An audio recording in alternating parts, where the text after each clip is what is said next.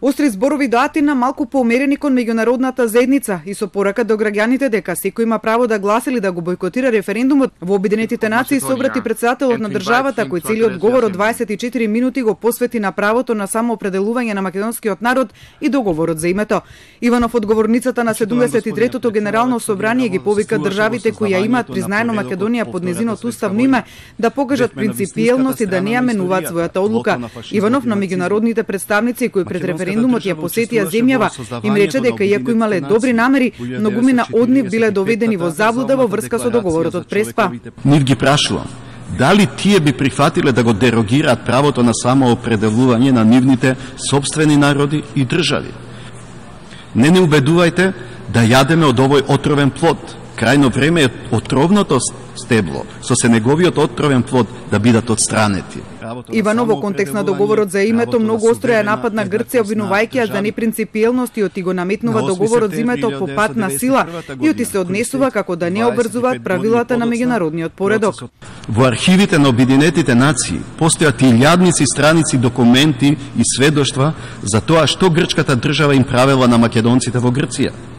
Сега, со Преспанската спогодба, грчката држава сака да им го направи истото и на македонците во Република Македонија. Целта е употребата на името македонци да ја ограничи на најмалиот можен простор, а тоа е просторот меѓу нашите две уши, држејќи ја при тоа нашата уста затворена.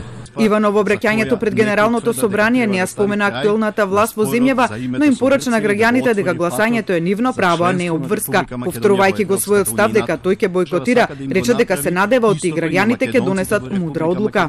Ако овој референдум биде успешен во согласно со законот, тогаш не само што се менува името на постојната држава, туку се создава нова, полусуверена држава со ново име и нов натрешно правен и меѓународно правен идентитет.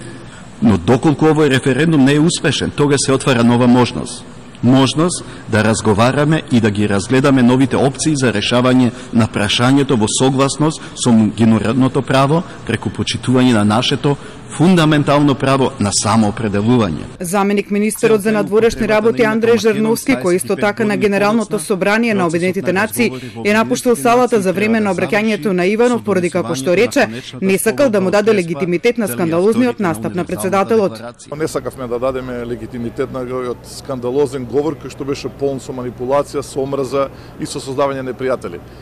Кај зборуваше за заштита на македонскиот јазик, а токму Преспанскиот договор го обезбедува тоа. Зборуваше за заштита на македонскиот идентитет, токму Преспанскиот договор го обезбедува тоа. Единствено за што се бореше, колку што ја можев да видам, е ние понатаму во Обединетите нации да се нарекуваме ФИРОМ.